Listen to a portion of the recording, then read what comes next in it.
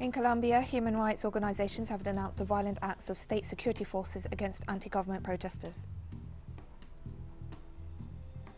Health authorities of the Democratic Republic of the Congo officially declared the end of the 12th outbreak of the Ebola virus disease. In Syria, the President of the Supreme Constitutional Court announced the names of the 3 candidates to stand in the upcoming presidential elections.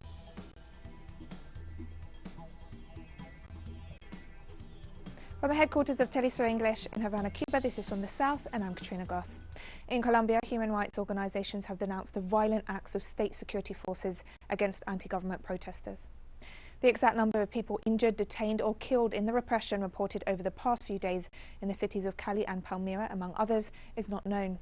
Social movements, student, trade union and indigenous organizations announced that they will continue to mobilize in the different cities of the country despite the repression.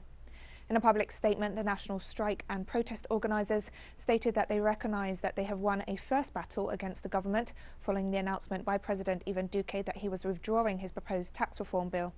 However, they stressed that the struggle for their rights continues.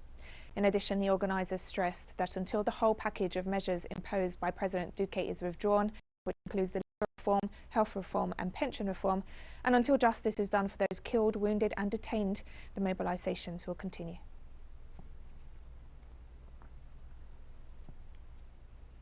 And the mayor of Palmyra, Oscar Eduardo Escobar, made a statement regarding the number of people injured in repressive acts by state security forces against the demonstrations rejecting President Ivan Duque's neoliberal package. Orejuela Bueno Hospital, where I found the following: a wounded person who is in surgery for a gunshot wound to the abdomen, another person with a hip trauma and a forehead injury, with hip fracture ruled out in X-rays and who has already been discharged.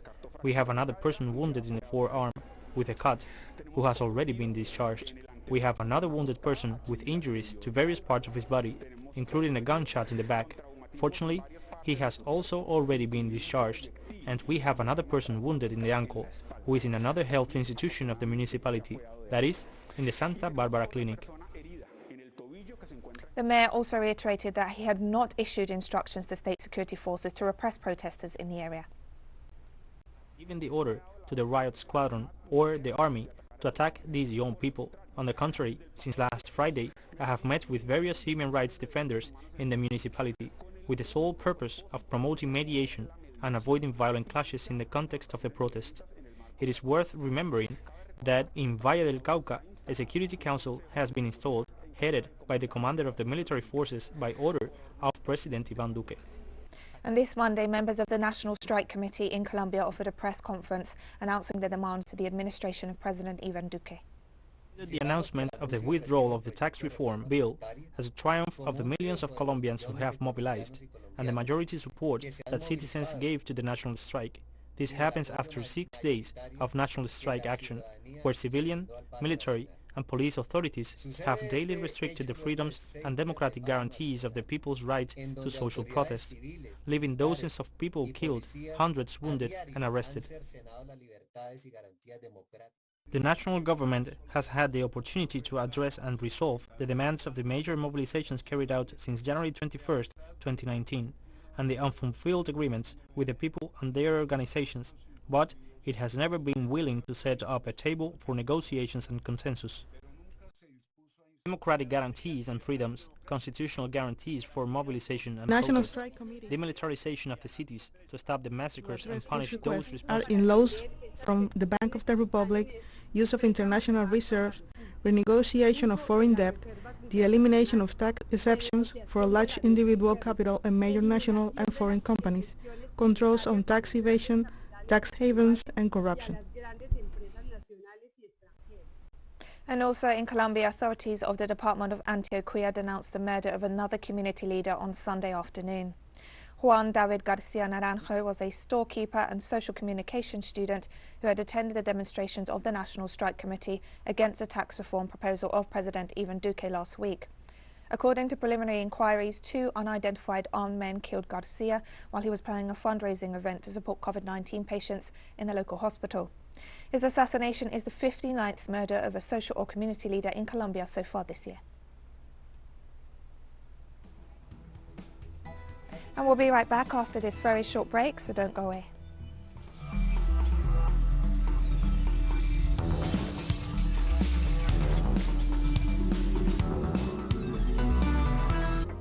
Welcome back to From the South. This Monday, the Minister of Health of the Democratic Republic of the Congo officially declared the end of the 12th outbreak of the Ebola virus disease, nearly 3 months after its resurgence in the province of North Kivu. On this Monday, May 3, 2021, I am pleased to solemnly declare the end of the 12th epidemic of the Ebola virus disease in the province of North Kivu, in the Democratic Republic of the Congo. Since February 7, 2021, the Democratic Republic of the Congo has experienced the 12th epidemic of the Ebola virus disease. The current epidemic has been raging in the province of North Kivu, and more particularly in 4 health zones, Biena, Butembo, Katwa, and Musienen. 4 health zones out of the 34 in the province were affected with a total of 12 cases, 6 of which were fatal. On Monday, representatives of the global COVAX facility working for equitable distribution of COVID-19 vaccines stated that they'd closed a deal to buy 500 million doses of Moderna's jabs. The doses, which will be available from October at the earliest, will broaden the portfolio of vaccines making up the COVAX program, which has so far been heavily reliant on the AstraZeneca vaccine and hit by delays. According to Gavi, the Vaccine Alliance, the Moderna doses are expected to start supplying COVAX in the final quarter of 2021, with 34 million doses available before the end of the year, while the rest will follow in 2022. COVAX is co-led by the World Health Organization, the Gavi Vaccine Alliance, and the Coalition for Epidemic Preparedness Innovations. Its purpose is to distribute enough doses to vaccinate up to 27% of the population in the 92 poorest territories of the world that are participating in the program by the end of this year.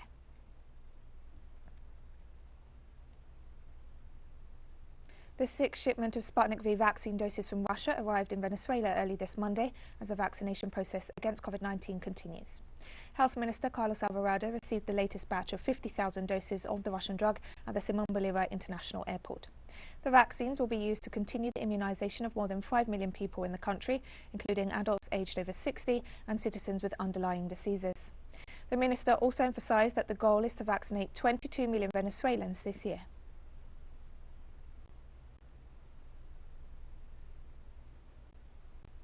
The results in India's regional elections have seen the All India Trinamool Congress party maintain control of West Bengal state. The party led a comfortable victory against the Bharatiya Janata Party, the Hindu nationalist party of Indian Prime Minister Narendra Modi, winning 213 of the 294 seats in the state. This victory is of a mother. This victory is of a sister, children and adults. For a long time, we were waiting for this, that we win.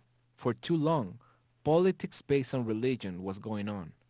In fact, the people who were talking against Muslims, that Muslims are on their side. Muslims and Hindus are all in India together. With Mamata Banerjee, everything has been shown. There is only one tigress in West Bengal. How many hoopla was made by the Modi government? Ministers from his party, from Bihar, from Uttar Pradesh, Gujarat, they all were here in the West Bengal to campaign, but the public of West Bengal has shown what they want. The people of Bengal have shown Modi that he is not wanted here. India's devastating COVID-19 surge continues, but the country reported a relatively smaller number of 368,000 new cases on Sunday. With the expansion of vaccination to all adults, around 600 million more people are now eligible to receive jabs, but many states said they have insufficient stocks. Very few younger adults have been given vaccination appointments, and only around half a dozen of India's 28 states have begun vaccinating people aged under 45. Prime Minister Narendra Modi's government has resisted imposing a national lockdown, but many states have imposed heavy restrictions.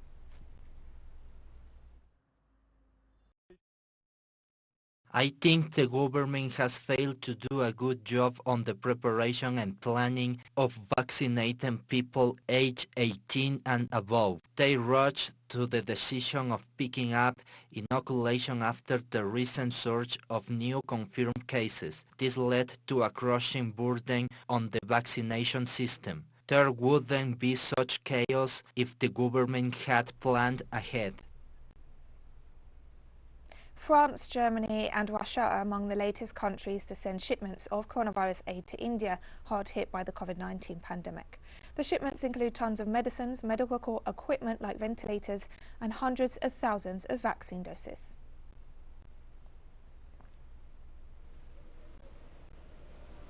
Portugal has reopened its land border with Spain and began the final stage of easing COVID-19 restrictions. As well as the lifting of the border controls, the opening hours for cafes, restaurants and cultural venues have been extended, especially at weekends. Weddings and other gatherings are also allowed again in venues limited to 50% of their capacity, as well as sporting activities. The country's state of emergency has been downgraded to a state of calamity, which still allows authorities to keep some measures in place.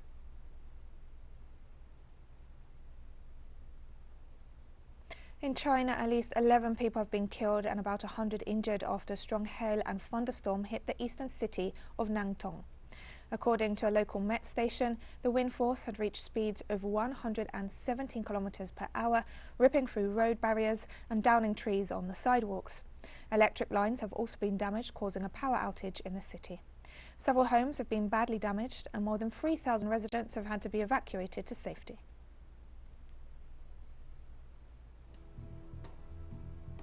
And we have more stories coming up after this final short break, so stay with us.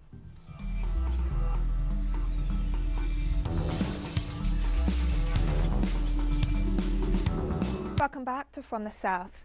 In Syria this Monday, the President of the Supreme Constitutional Court announced the acceptance of 3 of the 51 applications to stand in the upcoming presidential elections. The court decided to accept 3 candidacies and to rule out the other applications because they did not meet the constitutional and legal requirements. The head of the court also noted that anyone whose candidacy was denied has the right to file an appeal to the court from May 4th until May 7th. Syria has invited lawmakers from friendly nations such as Russia, Iran, China, Venezuela and Cuba to observe the electoral process to be held on May 26.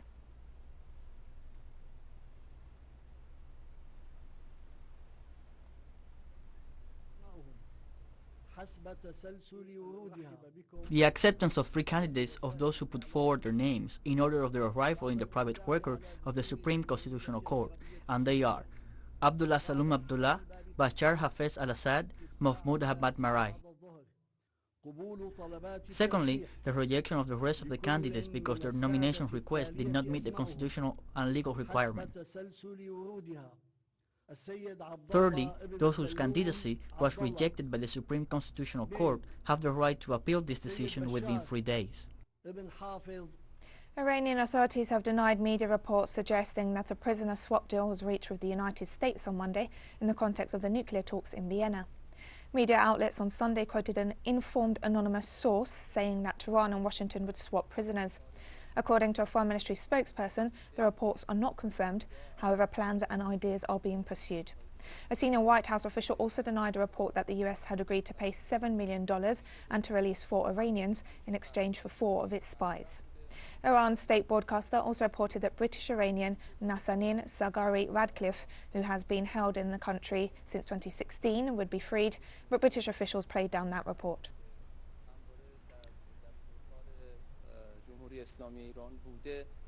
Kyrgyzstan and Tajikistan have completed the withdrawal of military units from their shared border following an armed conflict that broke out in late April. A spokesperson for the Kyrgyzstan Border Service said the situation was stable without any registered incidents or exchanges of fire during the night. The Joint Commission, formed by representatives of the defence ministries of both countries, continues working to resolve the dispute, the service noted. The dispute surrounding the Golovoinoi water facility, which each side considers as part of its territory, escalated on April 28th after clashes between residents of the 2 countries' border areas. The ensuing shelling left dozens of people dead and injured on both sides before a ceasefire was declared. The 2 countries agreed to withdraw troops and military equipment from the area.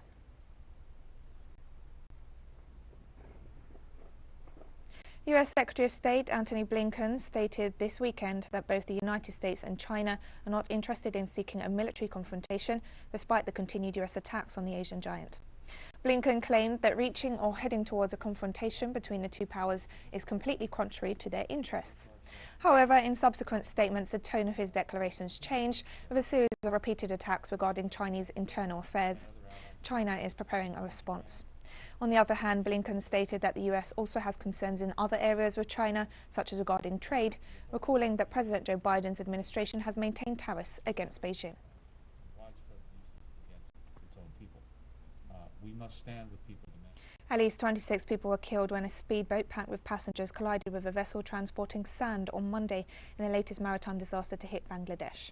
Police said the speedboat carrying about 36 passengers from the town of Mawa rammed into the other vessel in the Padma River as it neared the main river station in the central rural town of Shibchar. The government administrator of the district said up to 5 people were believed to be missing.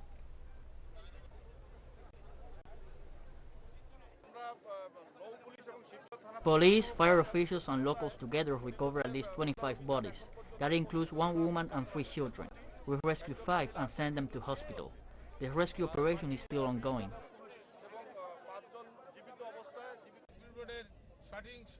We will continue our rescue operation. We will try to identify each of the bodies and look out for more bodies if there are any. 4 people have been killed in floods following heavy rains in the historic Yemeni city of Tarim. The city, located in the central province of Hadramaut, is best known for its mud brick structures and more than 360 mosques, including Al-Meddah, which has the tallest minaret in the country. Local media reported 4 dead and an unspecified number of injured as a result of the heavy rains on Sunday, and said 3 residences had collapsed. Dozens of people are killed every year across Yemen in flash floods. Also, fierce storms have added to the woes of the war-torn country, which the United Nations has described as the world's worst humanitarian crisis.